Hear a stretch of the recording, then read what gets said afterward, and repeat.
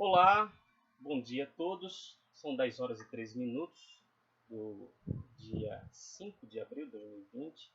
É o primeiro domingo do mês de abril e é o terceiro domingo em que nós nos encontramos em quarentena em função da Covid-19. Nós estamos recolhidos em casa e essa é a recomendação tanto do Ministério da Saúde como dos governos estadual e municipal, para que a gente tente frear o avanço dessa epidemia, né? Ou melhor, dessa pandemia. Né? E nós estamos fazendo aqui esse novo vídeo com o propósito de a gente tentar manter o vínculo com os irmãos. Né? Nesse exato momento, nós deveríamos estar na igreja, na escola dominical, realizando os estudos da escola dominical. Porém, o que é que acontece? Nós não temos condição de estar reunidos. Né? Nossa igreja tem muitos idosos, então a gente tem que buscar outros meios para que a gente possa aproveitar esse período. Né? Então nós estamos aqui gravando mais um vídeo. Nós trabalhamos na semana passada a lição número 4 de uma revista que foi trabalhada no ano passado em nossa igreja. A revista é da série Nossa Fé, publicada pela editora Cultura Cristã da Igreja Presbiteriana no Brasil. E essa revista ela traz aí o tema apatia e esfriamento. Sua igreja precisa de revitalização. Quando essa revista foi publicada e quando nós aplicamos ela na igreja, não estávamos em situação de pandemia, né? Mas estava numa situação tranquila, né? De paz. Talvez, como a própria proposta do tema da capa traz, talvez em situação de apatia e esfriamento, mas estávamos em paz, sem nenhuma crise tão séria. Né? Hoje nós estamos numa crise séria, né? E uma crise que força todo mundo a ficar em casa, porque a mortandade que está sendo gerada por essa pandemia é muito grande. Né? E aí nós vamos ver essa revista, melhor, vamos ver mais uma lição dessa revista aqui nesse momento. Mais uma lição dessa revista que vai nos ajudar a ver de forma diferente o nosso comportamento, a nossa atitude. Né? Então, o tema que nós vamos trabalhar é da lição número 5, que tem o tema descrito da seguinte maneira: revitalizando a família pelo culto doméstico. Então, eu vou fazer a leitura do texto básico, que é Salmo 127:1. Se o Senhor não edificar a casa, em vão trabalham os que a edificam. Se o Senhor não guardar a cidade, em vão vigia a sentinela. Salmo 127, verso 1. Muitos de nós sabem de cor. Não é? Vamos orar para que a gente possa trabalhar esse estudo. Santo Deus, bendito Pai, nós estamos aqui com o propósito, Pai, de mantermos um vínculo uns com os outros, estudando a Tua Palavra. Não queremos estudar a Tua Palavra com olhos humanos ou os olhos da ciência. Nós queremos, ó Pai, trabalhar o estudo da Tua Palavra com os olhos espirituais. Por isso, ó Pai, carecemos da ação do Teu Espírito em nossas vidas, para que nós possamos, ó Pai, absorver a Tua Palavra. E nessa absorção da Tua Palavra, ela ache guarida em nossos corações e produza fruto. Fruto para a nossa edificação e para o engrandecimento do Teu santo nome. Nós assim te oramos no nome de Jesus. Amém. Esse tema de revitalizar a família pelo culto doméstico é um tema bastante importante. A gente vai observar que muitas pessoas têm dificuldade de realizar culto doméstico. E a gente vai ver até alguns motivos pelos quais têm dificuldade aqui nessa lição. E isso não é apenas um problema de novos crentes ou de pessoas que vieram completamente do mundo e que não tinha ninguém na família que era evangélico. E são problemas que ocorrem também em pessoas da liderança, em diáconos, presbíteros, pastores, né? Pessoas importantes dentro da igreja que têm dificuldade de realizar culto doméstico. E isso pode afetar qualquer um de nós, né? Qualquer um de nós pode, de repente, perdendo o foco, deixar de cultivar essa prática. Mas a introdução da lição começa a falar sobre a verdadeira imagem da família, né? A família não é algo produzido pela sociedade, não é uma necessidade, uma convenção social, nenhuma invenção cultural. A família foi algo que a Bíblia nos apresenta como instituída por Deus. A família foi criada no coração de Deus. E ao nascer do coração de Deus, a família ela se torna fonte de bem-estar para qualquer ser humano. Ninguém vive isolado por muito tempo. A gente pode passar muitos anos vivendo sozinho, mas depois de um certo tempo a gente necessita estar em família. E a família foi sabiamente planejada por Deus. A gente já observa isso lá no comecinho, no Gênesis, capítulo 2, verso 24. Gênesis 2, 24. Fala lá que sairá da casa do seu pai, da sua mãe, se unirá à sua mulher e os dois serão uma só carne. Então há necessidade de formar a família até no aspecto físico. Eu preciso sair das asas dos meus pais e formar uma nova célula familiar com minha esposa. Né?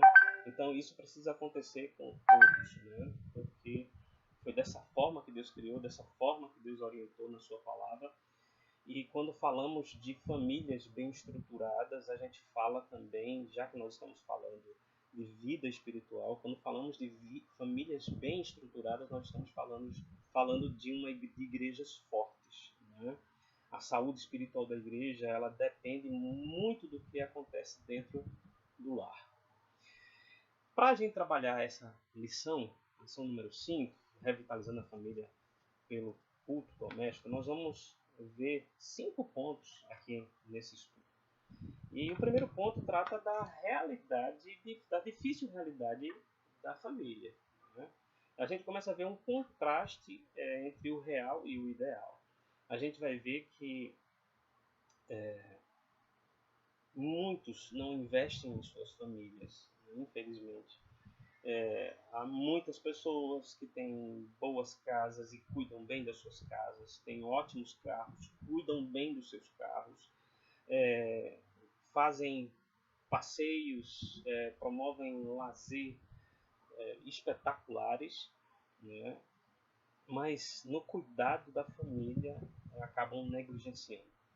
Então a gente começa a observar que são lares que os negócios vão bem, mas os membros da família eles vão mal. A gente vai encontrar pessoas morando na mesma casa, comportando-se sem vínculo familiar, cada um com a sua própria vida, vivem dispersamente e alheiamente, cada um com seus projetos, com seus sonhos, e muitas vezes com as suas próprias crenças. E mesmo estando debaixo do mesmo teto, vivem como se fossem hóspedes em um hotel. Não há amizade entre os familiares, não há comunhão, não há intimidade, né? E a coisa esfria quando acontece de saírem de casa para constituir a sua própria vida e a sua própria família, né? A gente observa essa dificuldade. E dentre as dificuldades que podem ser descritas nessa difícil realidade é que não é difícil de encontrar famílias que brigam por causa de dinheiro. Não é difícil de encontrar casais e também os filhos que vivem profunda solidão, estão todos juntos, mas vivem uma profunda solidão. Também não é difícil de encontrar famílias em que os cônjuges ou um deles tem relacionamento fora, né? E a gente tem banalizado isso cada vez mais, não só porque a TV influencia isso, como também porque as ideologias que são manifestadas na nossa cultura incentivam isso, né? É normal ter relacionamento fora, e isso é um problema grave. Não só é fácil de encontrar brigas por causa de dinheiro, pessoas que experimentam profunda solidão, relacionamentos fora do casamento, mas também vamos encontrar filhos que, pela experiência vivida dentro da família, são irreverentes e são indiferentes, né? E aí está a apatia proposta aí no tema da revista principal.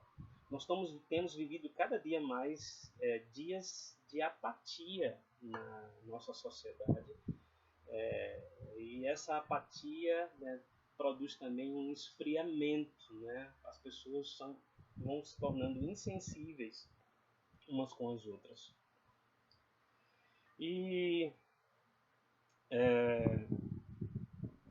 também a gente vai observar que, apesar de todos esses problemas, né, a gente vai observar que no projeto de Deus, Deus não projetou a família para viver problemas, para viver uma difícil realidade. A difícil realidade vai existir porque existe convivência de pessoas que são diferentes. Nós não somos robôs produzidos em série, todos iguaizinhos. Somos pessoas diferentes que têm pensamentos diferentes, mentalidade diferente, personalidade diferente, caráter diferente. É engraçado aqueles que são pais observar que já na tenra-idade, já de berço, assim que nasce, né, já é possível observar temperamentos nos filhos, né? E você pode, mesmo pai, mesma mãe, gerar filhos pacatos, tranquilos, e também gerar filhos agitados, né? Então, onde existe família, existe problema, né? Os problemas fazem parte do lar, mas a família precisa superar os problemas que existem, né? Então, apesar de todos os problemas que nós podemos ver, né, existentes aí na família, nós vamos observar que Deus ele nos traz orientações, né? Os problemas existentes existem desde quando a família foi constituída. A gente já vê lá o primeiro casal tentando se desculpar ou agindo de forma a não assumir a culpa pelo erro cometido, né? E aí a palavra de Deus nos mostra as orientações, diversas orientações, que vão transformar a família, vão transformar o lar, né, para que seja um exemplo mais vívido dos propósitos de Deus. Só a palavra de Deus pode produzir isso. Como diz Salomão, e nós lemos inicialmente, se o Senhor não edificar a casa, em vão trabalham os que a edificam. Já contextualizado, né, com esse primeiro ponto, né, a difícil realidade, a gente vai ver aí a vida espiritual e o culto em família, que é o segundo ponto. E aí a gente começa a observar a questão de que a palavra de Deus nos traz orientações para a família e traz de modo genérico, né, porque casamento não foi instituído apenas para aqueles que são cristãos, para aqueles que são crentes, para aqueles que são servos. O casamento foi constituído para a humanidade, né? Todo ser humano ele vai em um determinado momento precisar constituir família, né? E aí tem orientações para casamento, Efésios de 5 a 18 até o capítulo 6, verso 4, a gente vai ver orientações para casamento, orientações para a criação dos filhos, a gente também vai ver orientação de administração financeira, né, ou administração do lar. São assuntos que devem ser tratados à parte da nossa fé, né? Porque isso é comum a todas as pessoas. Porém, como cristãos, a gente não pode deixar de lado a vida espiritual da família, né? O culto doméstico é um excelente caminho para a renovação da família. E renovação não num único ato, mas uma renovação contínua, né? A cada crescimento da família e desenvolvimento dela, a gente precisa ir renovando, né, a família. E o culto doméstico, a prática do culto doméstico é o alicerce, segundo o que não pode ser esquecido de fato, se queremos uma casa edificada na rocha. E aí a lição nos traz, aí nos remonta para Josué, lá no capítulo 24, verso 15, quando ele diz para o povo de Israel: se vos parece mal servir ao Senhor, escolhei hoje a quem servais. Eu e a minha casa serviremos ao Senhor. Nesse contexto de Josué, a gente vai observar três coisas que são relevantes. A primeira coisa que a gente vai observar é que o culto doméstico não é opcional. Quando Josué fala, eu e a minha casa serviremos ao Senhor, Josué entende que a adoração a Deus é um dever, uma obrigação, né? Então, ele chama a atenção do povo para isso, quando ele diz, eu e minha casa serviremos ao Senhor. Olha, Deus deseja ser adorado no contexto familiar. Então não adianta a gente ser ótimos crentes dentro da igreja, né? Fantásticos, né? E em casa a gente é desleixado. Certamente que a nossa casa ela precisa ser um ambiente para descanso, para relaxamento, mas descanso e relaxamento não está desassociado do, da adoração ao Senhor. Nós podemos também, nesse ambiente, adorar a Deus. A segunda observação que a gente pode ver lá no contexto de Josué é que Josué, ele, ao se dirigir assim, se vos parece mal servir ao Senhor, escolhei hoje a quem servais, ele está se dirigindo aos cabeças dos lares. Ele está se dirigindo ao chefe da família, o líder espiritual. Cada chefe de família, seja hoje no contexto que nós estamos vivendo, homem ou mulher, né? Temos muitos lares hoje que são administrados por mulheres, né? Muitas delas sem companheiro, né? Não deixa de ser um chefe do lar, uma líder espiritual, e esse líder precisa conduzir a sua família. Esse chefe ele irá fazer o que todo chefe de família deve fazer, e era o que Josué dizia lá para o povo de Israel, o que todo chefe de família de Israel deveria fazer: servir ao Senhor. Servir ao Senhor. Então, Josué demonstra que o exercício da liderança espiritual começa dentro de casa. Ele mostra isso na sua família, começa dentro da casa dele, né? Então, a terceira observação, além de não ser opcional e ser exercido pelo chefe da casa, a gente observa aí que o culto doméstico, lá a partir do contexto de Josué, é um compromisso com Deus. Um compromisso com Deus. E aí, quando é usado o verbo servir, lá no verso 15, ele traz essa abrangência de compromisso. Josué, ele chama a atenção que todo chefe deve buscar a Deus, cultuar ao Senhor em sua família, estudar a palavra em sua casa, orar a Deus, buscar sua santa presença no seu lar.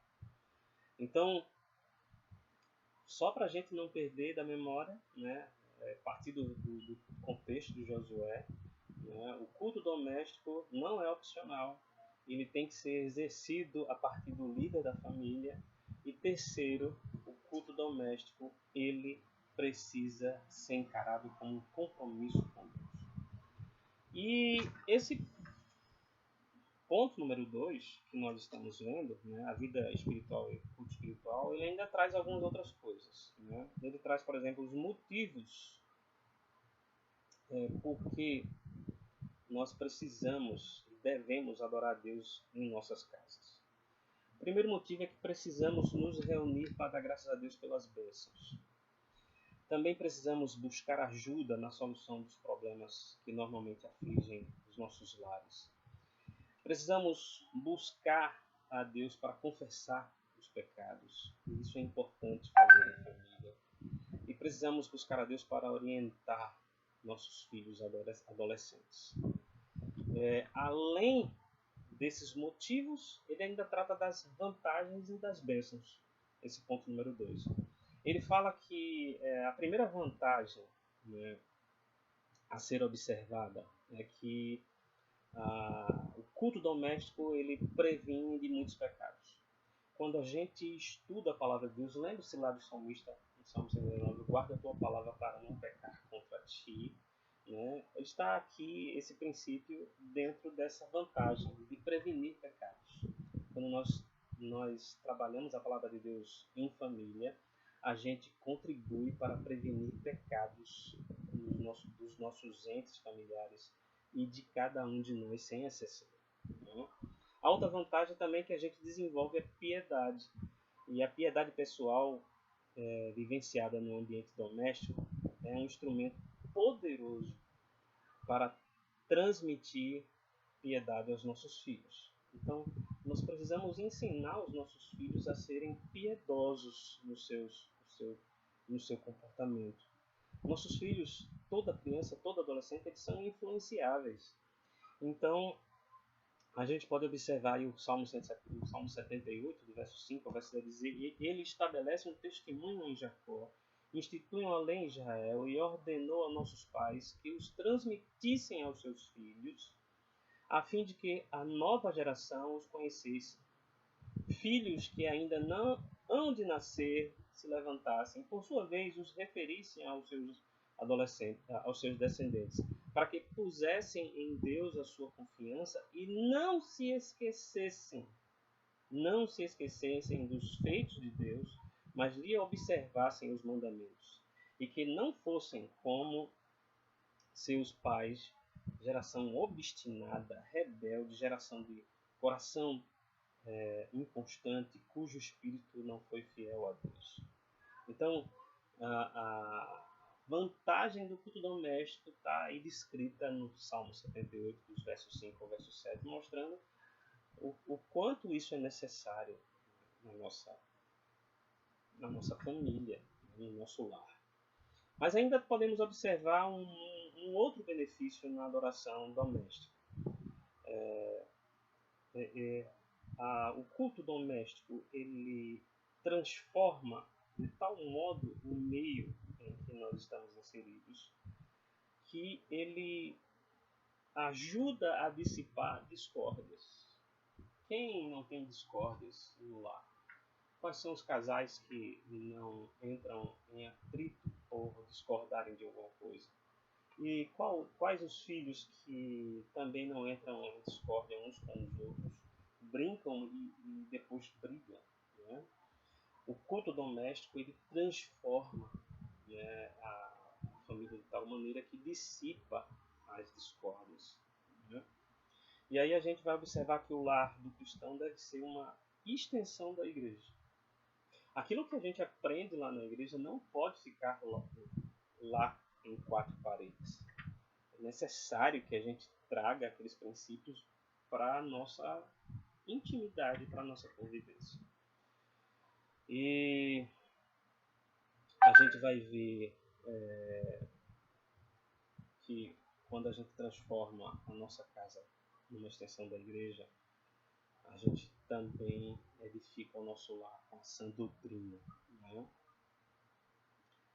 A gente não pode perder de vista a questão da liderança, que foi citado há pouco, que Josué levanta para o povo lá.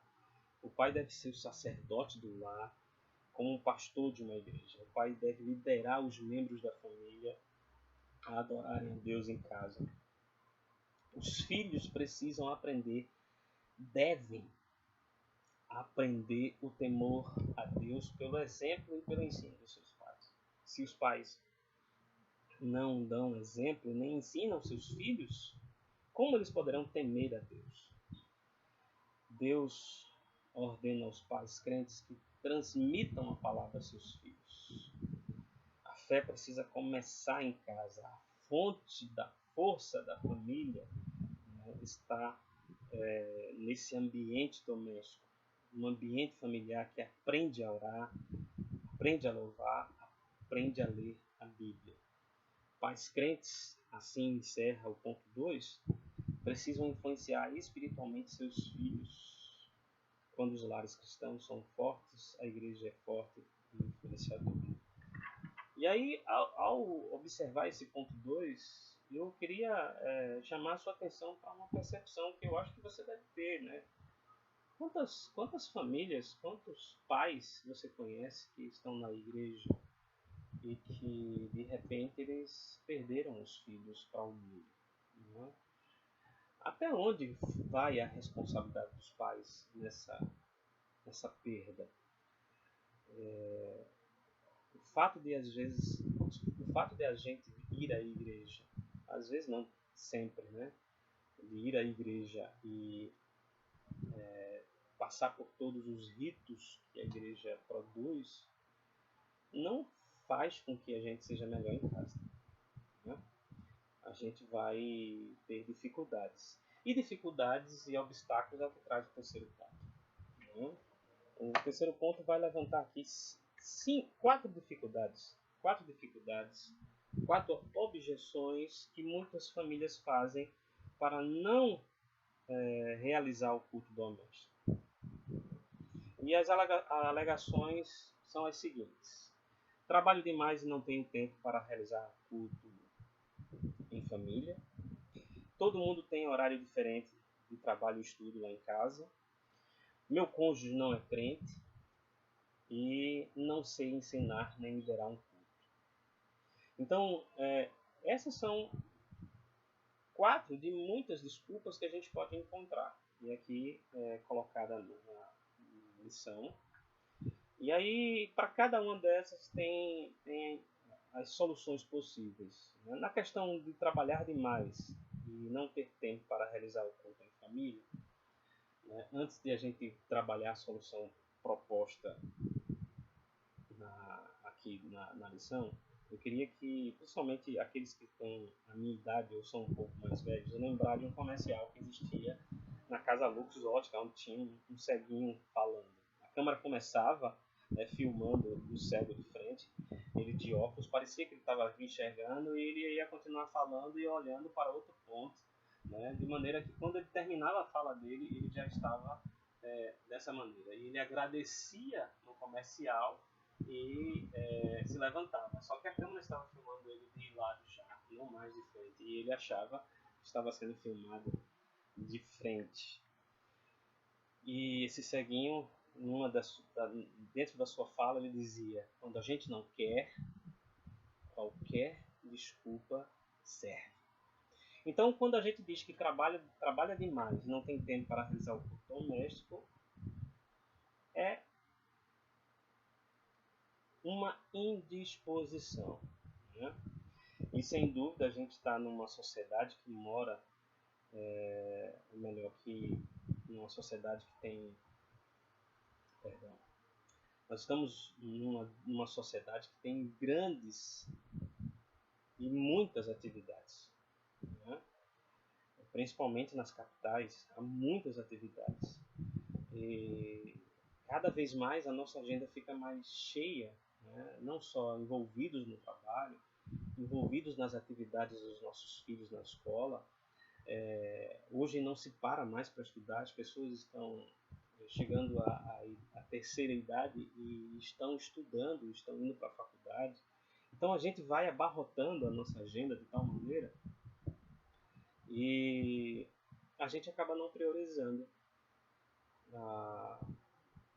o culto, priorizando um tempinho para o culto doméstico. E eu queria que você parasse para pensar nisso, né? A questão da priorização. Né? Isso afeta todas as áreas da nossa vida. Né? Veja agora, por exemplo, como eu falei no começo, essa revista não foi feita dentro do contexto que nós estamos agora de pandemia. Mas muitos já estão tomando consciência nessa situação de quarentena de priorizar determinadas coisas que antes não priorizavam.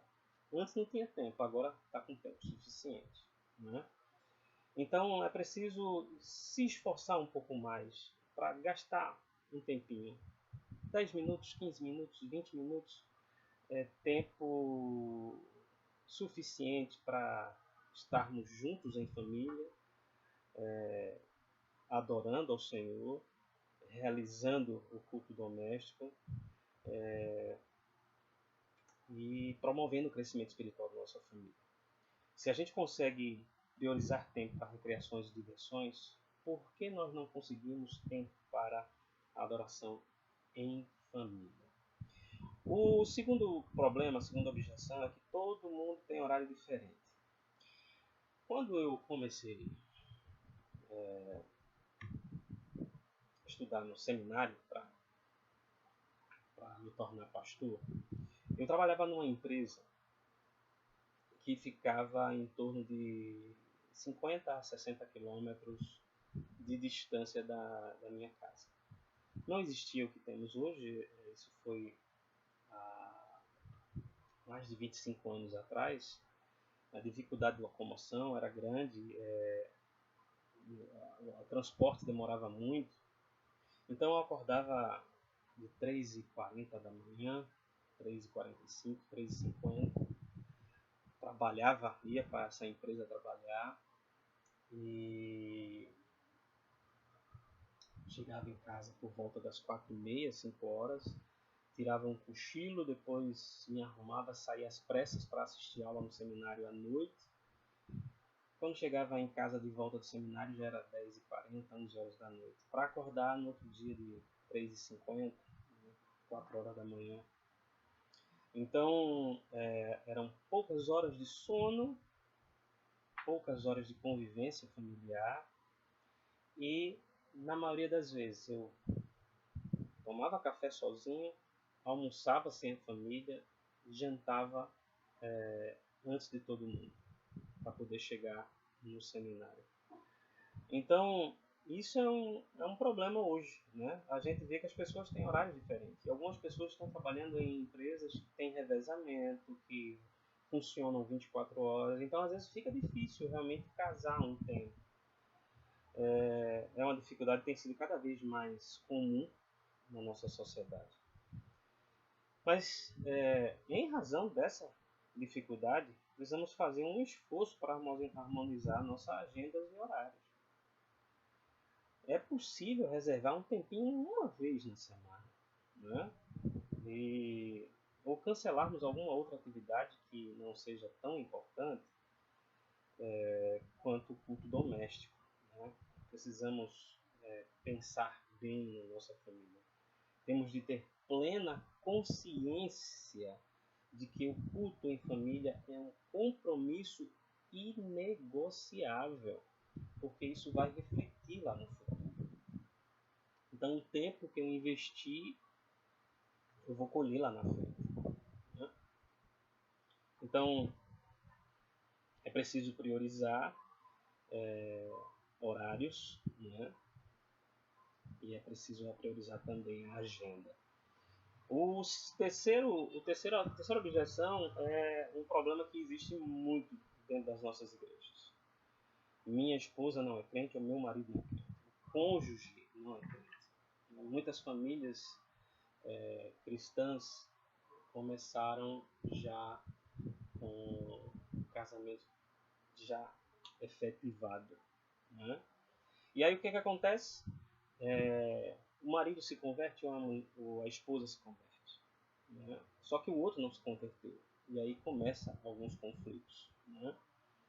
No que diz respeito à vida espiritual. E talvez seja uma das maiores dificuldades que nós encontramos dentro das igrejas, das nossas igrejas. Toda igreja tem crente que o cônjuge, o marido ou a esposa ou a mulher não é crente. A gente vai encontrar diversas situações dessas, uma infinidade de situações. No entanto, é preciso que aquele que se converteu, ele ore ao Senhor buscando sabedoria. E comece a realizar um culto doméstico. Chame o seu cônjuge não crente para participar. Se ele não quiser, faça com os filhos apenas, né? Mesmo que no começo haja resistência para isso, mas faça com os filhos. E depois o cônjuge poderá participar, né, com o passar do tempo. Se preciso for, chame alguém da igreja, chame um pastor da igreja, chame um presbítero para auxiliar em alguns desses cultos. Né?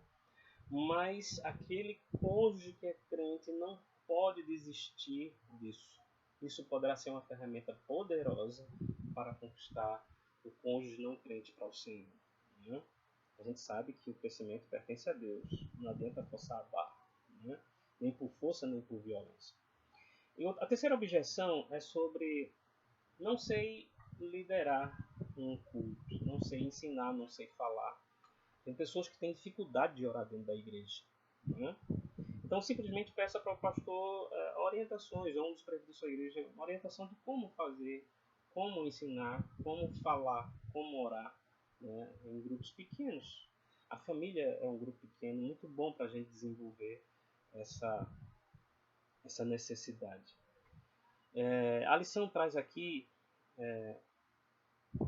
um pensamento de um teólogo chamado George Whitefield. Diz assim: o coração corretamente motivado não requer habilidades incomuns para realizar o culto doméstico de maneira decente e edificante. Nós temos aprendido que se nós estudamos a palavra no momento certo, o Espírito Santo vai nos usar. No momento certo, se eu conheço a palavra, o Espírito Santo vai me usar no momento certo. Então é preciso que a gente tenha disposição, tenha boa vontade, tenha motivação, né, de fazer isso. Mesmo que a gente no começo não tenha a sistemática, né, a técnica de alguém já especializado, de alguém que já tem muita vivência. Mas ninguém começa 100%. Todo mundo começa do zero, né, e vai crescendo, crescendo, crescendo. Né? Então é importante que haja uma dependência do Espírito Santo, uma súplica a Deus, né, para mostrar como fazer. Né?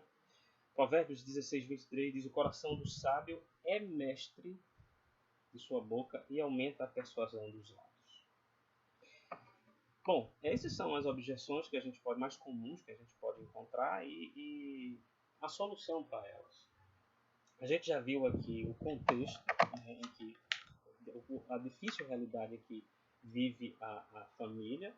Nós já vimos também a necessidade do culto, a importância do culto, as vantagens e os benefícios que ela traz, né, do culto doméstico. Vimos as objeções, as dificuldades e também soluções. Agora concluímos. O ponto número 4, ele nos fala, o último ponto da lição, ele nos fala sobre o benefício do culto doméstico. Quais são os benefícios, né? Nós vimos lá no ponto 2 a importância da vida espiritual, né, a partir do contexto de Josué e também no Salmo 78. Aqui nós vamos ver algumas coisas bem específicas. Né? Há obstáculos, sim, há obstáculos para a realização do culto doméstico, mas há também muitos benefícios. Então, se a gente for olhar pela dificuldade que existe, as objeções que possam surgir, né, pelas barreiras que possam surgir, a gente vai desmotivar e não vai fazer. Mas se a gente parar para olhar pelos benefícios que o culto doméstico podem produzir em nossas vidas, a gente vai ver aqui alguns exemplos de bastante proveito. Né? Por exemplo, são 7 exemplos aqui trazidos de benefício, onde a gente vai ver, por exemplo, que o culto em família nos dá mais disposição para enfrentarmos as atividades diárias com um coração mais alegre. Então, Colossenses capítulo 3, verso 7, a gente vai ver essa afirmação da disposição para essas atividades domésticas com um coração mais alegre. Colossenses 3, 7 diz assim, ora, nessas mesmas coisas andastes vós também, no outro tempo, quando vivieis nelas. Perdão, eu li o verso 7, é o verso 17. Verso 17. Deixa eu reler aqui que não é o verso 7. Deixa eu só repetir o exemplo para a gente poder fixar bem. Né? O primeiro benefício aqui trazido no ponto 4, né, benefício do culto doméstico, é que o culto em família nos dá mais disposição para enfrentarmos as atividades diárias com um coração mais alegre. Verso 17 do capítulo 3 de Colossenses diz assim: e tudo o que fizerdes, seja em palavra, seja em ação, fazei-o em nome do Senhor Jesus, dando por ele graças a Deus Pai. Tudo quanto fizerdes, seja em palavra e em ação, fazei-o em nome do Senhor Jesus, dando a ele graças a Deus Pai. Então, se a gente tiver isso em mente, né, nós podemos ter mais disposição, porque estaremos realizando com o coração alegre. Desculpa. Um outro benefício, além de mais disposição e coração alegre para poder realizar o culto, o benefício que nós podemos observar, é que o culto em família nos dá forças e paciência para enfrentarmos as adversidades, o desânimo e as frustrações da vida. Aí ele traz aqui Hebreus, capítulo 2, Hebreus 2, verso 18. Hebreus 2, verso 18, diz assim: pois naquilo que ele mesmo sofreu, tendo sido tentado, é poderoso para socorrer os que são tentados. Observe, né? O segundo benefício, o culto em família nos dá força e paciência para enfrentarmos a adversidade, porque o nosso Senhor, ele enfrentou as adversidades. Ele é o nosso exemplo. E nós não podemos de maneira nenhuma desanimar e nos frustrarmos com as dificuldades que vão surgindo. O terceiro benefício que a gente observa é que o culto em família nos torna mais conscientes no decorrer do dia, mais conscientes durante o dia da presença de Deus e nos ajuda a vencer pensamentos impuros e vencer outros inimigos da nossa vida espiritual que porventura possa nos atacar. E aí ele cita Filipenses 4, Filipenses capítulo 4, do verso 4 ao verso 7, que diz o seguinte: alegrai-vos sempre no Senhor, outra vez vos digo, alegrai-vos, seja a vossa moderação conhecida de todos os homens, perto está o Senhor. Não andeis ansiosos de coisa alguma. Em tudo, porém, sejam conhecidas diante de Deus as vossas petições, pela oração e pela súplica, com ações de graça. E a paz de Deus, que exerce todo entendimento, guardará o vosso coração e a vossa mente em Cristo Jesus. Esse é o terceiro benefício que a gente pode observar no culto doméstico. O quarto benefício que a gente observa no culto doméstico é que o culto em família incentiva a paz no lar, suavizando as asperezas do relacionamento no lar, e enriquece grandemente o convívio em família. E será que é preciso a gente ter uma pandemia para observarmos isso e termos tempo para isso. Efésios capítulo 6, do verso 1 ao verso 9, nos chama a atenção para essa suavização das asperezas de relacionamento e para o estímulo à paz dentro de casa. Filhos, obedecei os vossos pais no Senhor, pois isto é justo. Honra teu pai e tua mãe, que é o primeiro mandamento com promessa, para que te vá bem e sejas de longa vida sobre a terra. E vós, pais, não provoquei vossos filhos a ira, mas criai-os na disciplina e na demonstração do Senhor.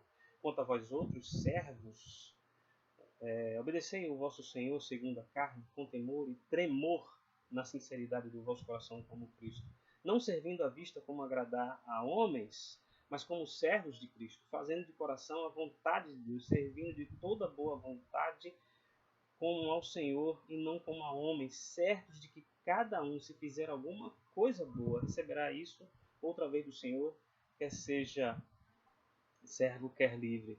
E vós, senhores, de igual modo, procedei para com aqueles, deixando as ameaças, sabendo que o Senhor, tanto deles como vosso, está nos céus e que para com ele não há acepção de pessoas.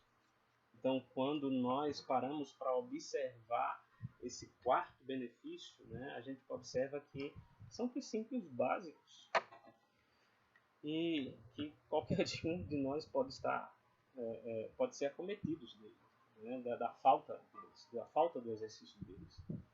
Eu geralmente me vejo que eu preciso, como pai, por exemplo, me atentar mais a lidar com os meus filhos. Porque, às vezes, é coisa de índole, e vejo que isso tem a ver com a minha raiz, Às vezes eu gosto de ficar cutucando meus filhos, Então, é preciso saber o limite disso para que, de repente, não provoque a ira dos seus filhos, E, às vezes, a gente se empolga e passa do limite. Então, é preciso que a gente busque no culto doméstico suavizar esses problemas. E o culto doméstico traz esse benefício, nos motivando a paz no lar, enriquecendo grandemente o convívio da família. Ainda tem mais 3. O quinto diz o seguinte: o culto em família ajuda a manter os filhos na fé. E aí ele traz aí o texto de 2 Timóteo 3, versos 15 a 17. O 16 e 17 é bem conhecido. E que desde a infância, eu vou ler a partir do verso 14, Tu, porém, permanece naquilo que aprendeste, de que foste inteirado, sabendo de quem o aprendeste.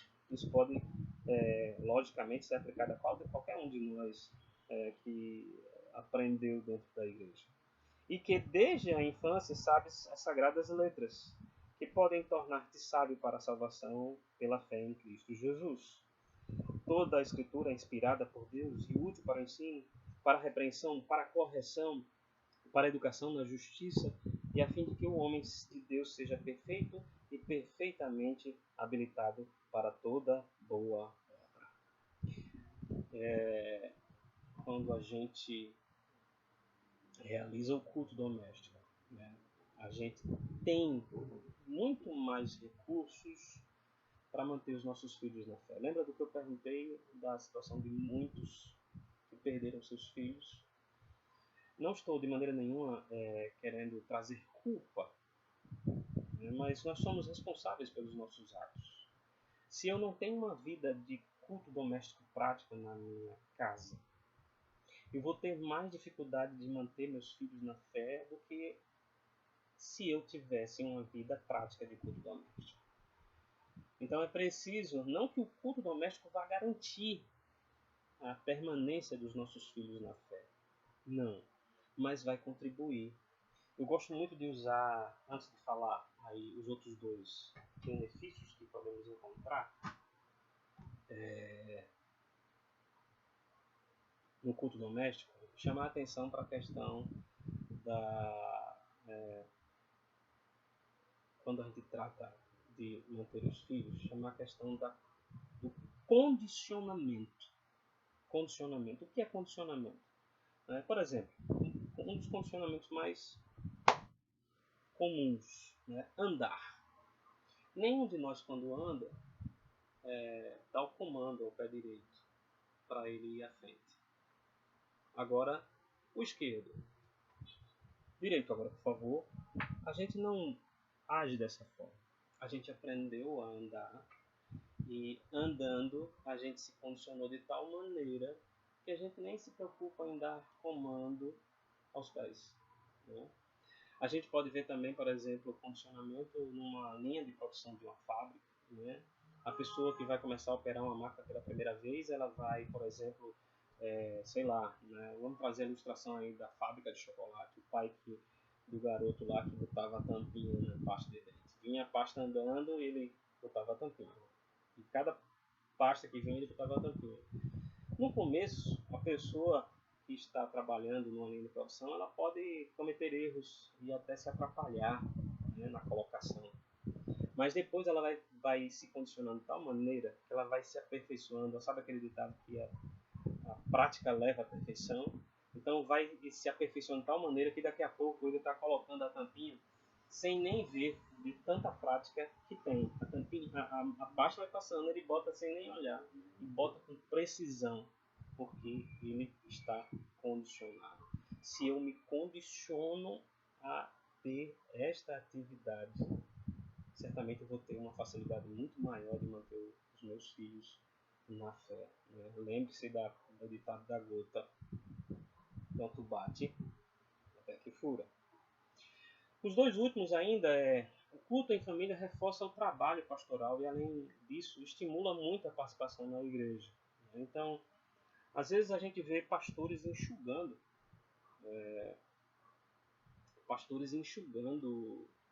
gelo, né? Pastores que ensinam, mas nada muda na igreja porque a igreja, os irmãos não aplicam o que foi ensinado na igreja em seus lares, em suas casas, com seus filhos. E aí temos aqui Romanos capítulo 15, versos 6 e verso 7, que diz assim: E para que concordentemente e a voz em uma voz glorifiqueis. Desculpa, deixa eu ler de novo. Para que concordentemente e a uma voz, agora sim, glorifiqueis ao Deus e Pai do nosso Senhor Jesus Cristo. Portanto, acolhei vós uns aos outros, como também Cristo nos acolheu para a glória de Deus. Portanto, acolhei-vos uns aos outros, como também Cristo nos acolheu para a glória de Deus. A acolhida aí, né? É interessante que esse texto de Paulo aí já é um texto que precede o capítulo 14, que fala sobre o acolhimento daquele que é fraco na fé. E esse acolhimento precisa começar dentro de casa com os nossos filhos, né? Nós precisamos acolher os nossos filhos. E quando nós condicionamos eles a essa atividade, eles são estimulados a participar da igreja. Quantas pessoas você conhece que passou um tempo afastado e de repente parou e eu disse: rapaz, eu estou sentindo uma falta tão grande de ir para o culto. Está faltando alguma coisa na minha vida, eu preciso voltar para a igreja. Eu conheço diversos casos, né? E isso acontece, isso é comum, né? Porque foram condicionados na palavra de Deus.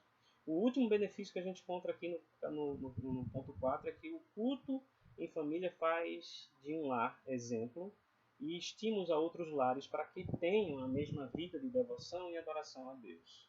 E aí ele encerra os benefícios aí, esse sétimo benefício, trazendo aqui Atos capítulo 2, versos 46 e 47, quando diz: diariamente perseveravam unânimes no templo, partiam pão de casa em casa e tomavam as suas refeições com alegria e singeleza de coração, louvando a Deus e contando com a simpatia de todo o povo. Enquanto isso, acrescentavam-lhes o Senhor dia a dia aos que iam sendo salvos. Então, já na igreja primitiva, a gente observa aí a prática do culto doméstico, né, diariamente. Talvez hoje seja difícil a gente fazer diariamente em nossas casas, mas dá para fazer semanalmente, né? A gente não consegue tirar um dia na semana para a igreja, A gente consegue tirar um momentozinho de 15, 20, 30 minutos para fazer um culto doméstico em nossas casas. A lição traz aqui a conclusão, dizendo que ser um cristão genuíno, e é importante você ficar atento a essas palavras, ser um cristão genuíno, eu e você, não é garantia de que o casamento e a vida familiar serão isentos de problemas. Ser crente dos bons, se é que a gente pode dar uma classificação, ser crente dos bons não garante casamento e família sem problema. A grande diferença entre um lar seguro e estável a um lar desmoronando não está na ausência de lutas, mas sim no terreno onde suas raízes foram fincadas. O que é que eu e você estamos fazendo para fincar as raízes da nossa família? Nós precisamos estar atentos a isso. Nossa casa não precisa de quadros evangélicos bonitos colocados na parede. Nossas casas não precisam de Bíblias abertas num texto bom, ou no Salmo 91, como muitas pessoas fazem. Nossas casas não precisam de palavras bonitas escritas na porta. A gente vê não isso só nas portas, né, mas também vê isso nos carros. Nosso lar precisa de Jesus.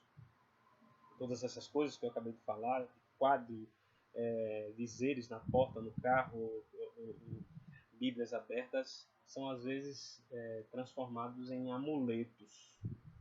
Não é isso que a gente precisa. A gente precisa de Jesus. Somente Ele pode estruturar a nossa família. Lembre-se do versículo que a gente leu inicialmente, de Salmo 127. Se Deus não edificar casa, em vão trabalham os que a edificam. Não é? E a aplicação aqui é o seguinte: coloque no seu coração o propósito de realizar o culto doméstico pelo menos uma vez por semana. Escolha o melhor dia e horário em que se possa reunir o máximo possível de pessoas de sua família. Desligue a televisão, os aparelhos celulares, não permita que nada venha distrair a família nesse momento. Gente, é espetacular isso, né? A gente começa a perceber já nas primeiras vezes a diferença. E eu quero fazer um complemento nessa aplicação que não está na revista. Quantos de nós fazia culto doméstico antes? Quantos de nós tinha um momento de oração, de intercessão em casa, sozinho e com as famílias? Será que a gente precisa passar por uma situação dessa de pandemia para mudar de comportamento? Você já parou para perceber que quando o homem não se adequa aos estatutos e juízos de Deus voluntariamente, Deus o faz do seu jeito?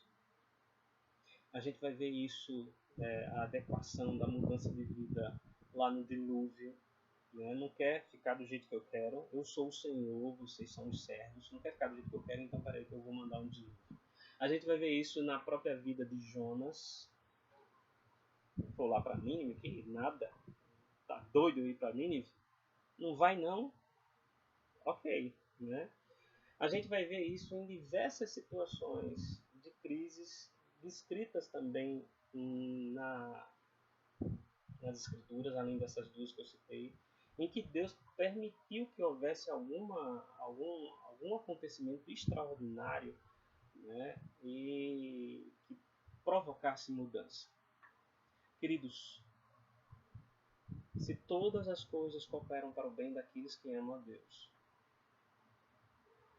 a minha oração e o meu desejo tem sido isso: que esta pandemia coopere para o nosso bem, mudando a nossa rotina, mudando a nossa vida, nos fazendo ser melhores do que nós somos em nossas atitudes, principalmente para com Deus.